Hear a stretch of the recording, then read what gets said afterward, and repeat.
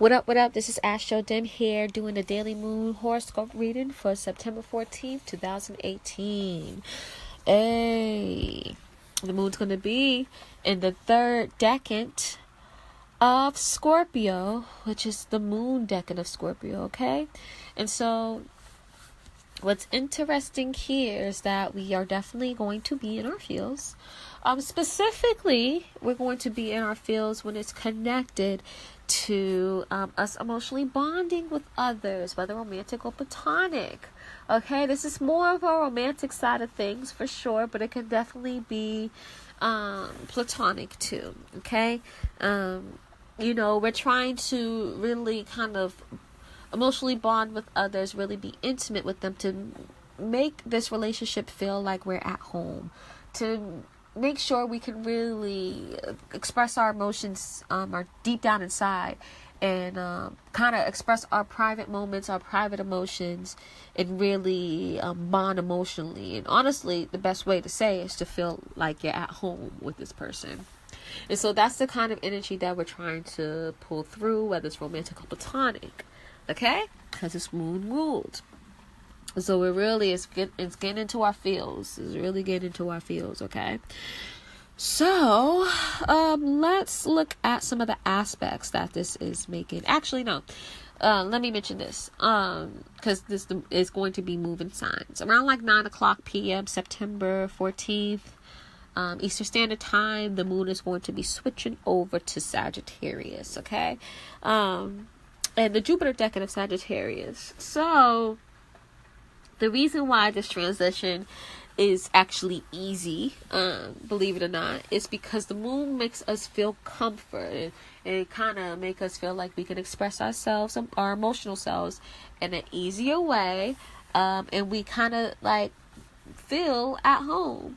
While Jupiter, Jupiter decan of Sagittarius makes us feel comfortable too, because Jupiter brings prosperity and abundance. Usually when Jupiter is contacted, we are having the most fun and enjoying ourselves the most. Okay, so that's what that decan is showing. And so maybe we're not at home, or we don't feel at home necessarily. These foreign ideas, foreign cultures, and foreign ways of thinking, and foreign beliefs and philosophies makes us happy and excited, right? Not as if we're home, but it makes us as happy and as excited as if we are comfortable at home. We are comfortable in the differentness of it. You know what I mean? So yeah, that's the kind of vibe that I'm feeling with Jupiter decan Sag, is that we're really trying to see what resonates to us, what beliefs, philosophies, religions, foreign culture, foreign ideas, foreign ways of thinking. Like, how does that resonate with us, and how can we fully feel comfortable with it in every aspect of our lives, And, speaking of the word comfortable, excuse me, speaking of the word comfortable, that's what the moon's all about, being comfortable, right? The moon decan of Scorpio, and just the moon in general. So, there's a transition there that's easy. I found it. Okay? So, let me try to see a way of how I can do this. I'm going to talk about the moon. There's like let me think. I'm going to talk about, while the moon is like in the third decan of Scorpio, I'm going to talk about the moon aspecting the sun and Jupiter, of course, and Pluto. And then I'm going to move the moon so it could be in the first decan of Sag and make the aspects there, okay? So while the moon is in Scorpio, the third decan Scorpio, I'm looking specifically at 25 degrees Scorpio. It'll be aspecting the sun, not necessarily Mercury. It is aspecting it, but it's just so far that I'm not reaching there. So let's talk about it aspecting the sun. So same as yesterday, like I was saying before, the sun is focused on, the details, organizing our life and making sure it's lined up right, so we can our everyday life can be settled and it could be good, and we could just be feeling comfortable with our new routines.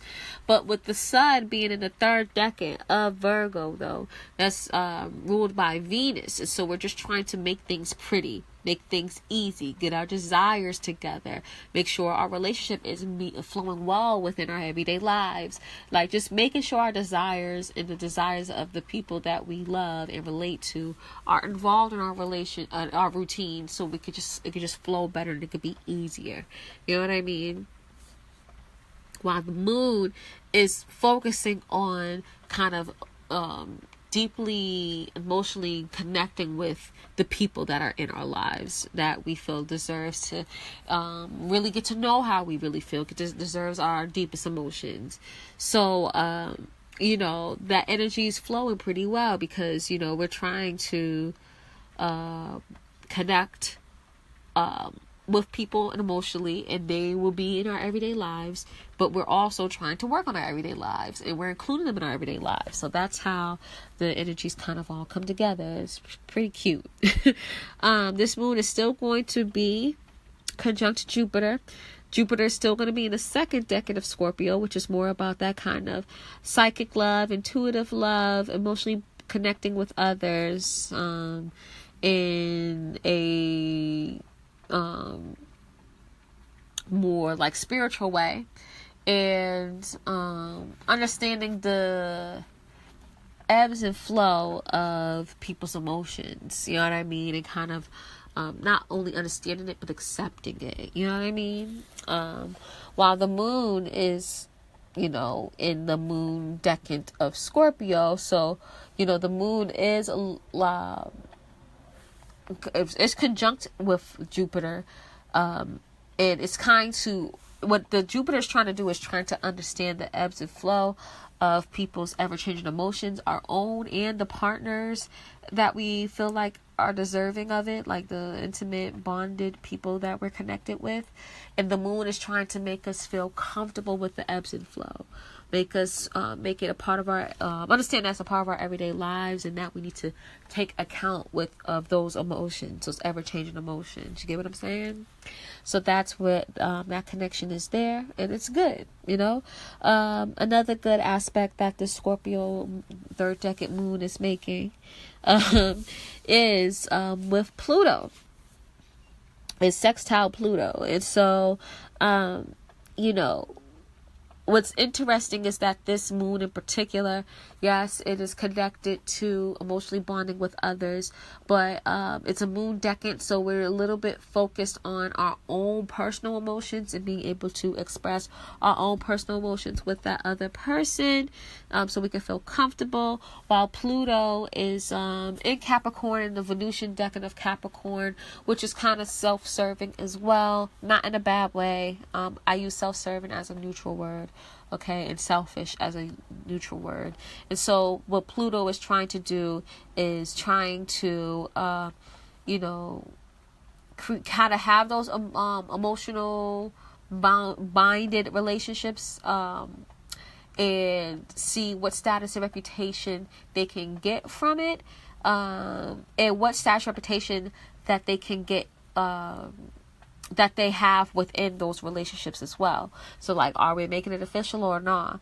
And the thing is that is in the Venusian decan of Capricorn, so we are trying to make sure that we are empowered through this, so we can get the desires that we want, so we can get the relationship that we want, to make things official and a little bit more practical, to kind of bring some sense to it, to ground the relationship, and let it not be so focused on the mind and the emotions, but just practicality of it all. And it's things that we're working from in the inside. We may have not expressed this to the partner yet, but we're working through it and trying to get the empowerment and trying to muster up that empowerment. So when Pluto is finally direct and we can speak on the relationship, we can do it in the right way. Because Capricorn is all about being an initiator. Okay, so that's kind of what Pluto's bringing in Capricorn. And of course, like I said before, the moon is kind of like a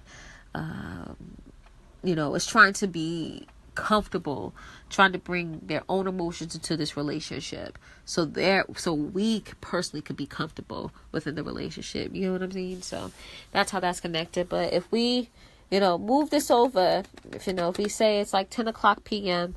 My time, the moon will be in Sag. And with the moon in Sag, like I said before, yes, we figured out, how to emotionally be comfortable in this relationship. And now, we're realizing that, we're two different people. When we're working through the ebbs and flow of the relationship, but, this person has a different perspective, a foreign perspective, as you may will. So we're kind of bringing in foreign ideas, foreign cultures, foreign perspective, foreign beliefs, and kind of seeing what resonates with us, what we agree with and disagree with, and stuff like that, right?